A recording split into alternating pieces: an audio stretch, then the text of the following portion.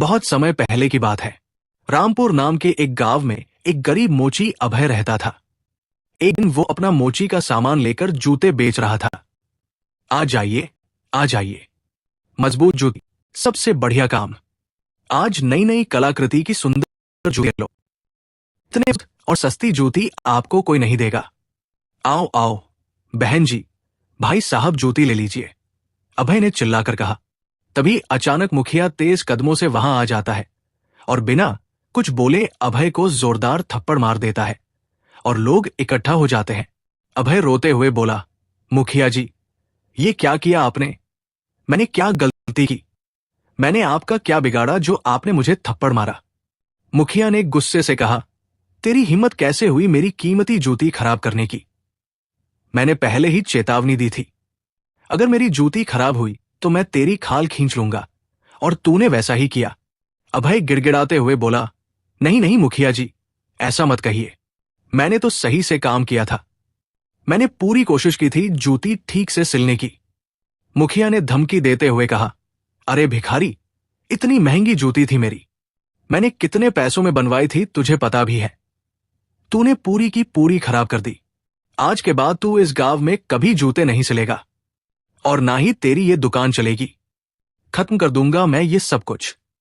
अभय ने रोते हुए कहा, नहीं नहीं मुखिया जी, ऐसा मत कीजिए भगवान के लिए।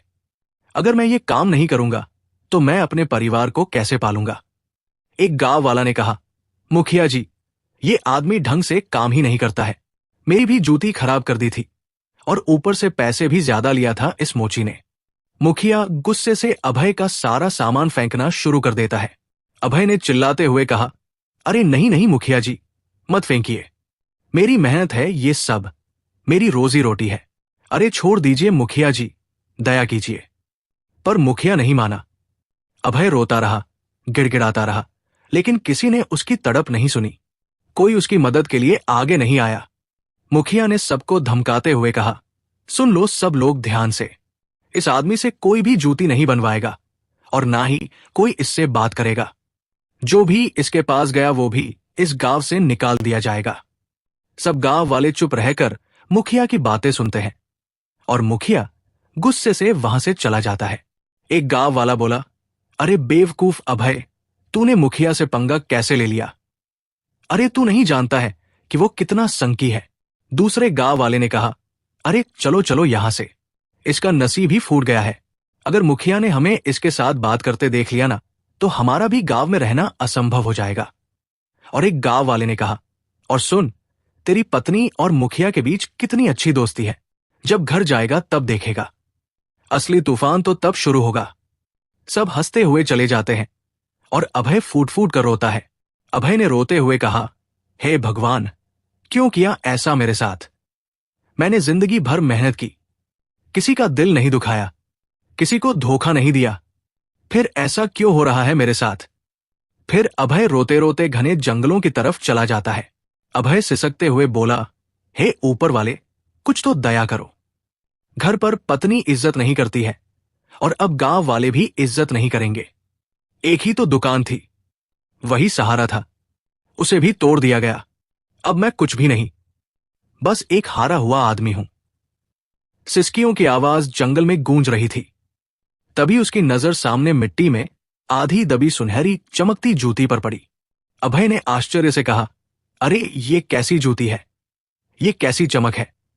क्या ये कोई अलौकिक चीज है? देखता हूं। अचानक जूती से गहरी रहस्यमयी आवाज आती है, अभय आजा मेरे पास, तेरी किस्मत अब करवट लेने वाली है। देख अपनी आंखों से ये खजाना तेरे इंतजार में पड़ा है। जूती से आवाज आई। तभी उसके सामने ढेर सारा खजाना और सोने के सिक्कों का ढेर लग जाता है, जिसे देख अभय हैरान था। अभय ने हैरानी से कहा, ये सब क्या है? ये सच है क्या? मैं फिर से इज्जत पा सकता हूं? क्या मेरी बदनसीबी अब खत्म हो जाएगी? क्या ये खजाना सच में मेरे लिए है? जूती से आवाज आई, हां, ले जा मुझे और हो जा मालामाल। आज के बाद पूरा गांव तेरे कदमों में होगा। तू राजा बन जाएगा, तू जीत जाएगा, ये सारा खजाना तेरा होगा। ये सुन अभय खुश हो गया। फिर अभय आगे बढ़ा और खजाने को छूने ही वाला था कि तभी अभय की नजर सामने घायल अवस्था में खून से लथपथ एक बिल्ली पर पड़ी। अभय जैसे ही बिल्ली की तरफ बढ़ा कि तभी खजाने से आवाज आई, अभय तुम ये क्या कर रहे हो? इतना बड़ा खजाने का ढेर छोड़ के उस जानवर के पास क्यों जा रहे हो? अगर तुमने उसकी मदद आने से तुम्हें कुछ नहीं मिलने वाला है। अभय ने सोचा, अगर बिल्ली को बचाया तो खजाना नहीं मिलेगा। हे भगवान, मैं क्या करूं?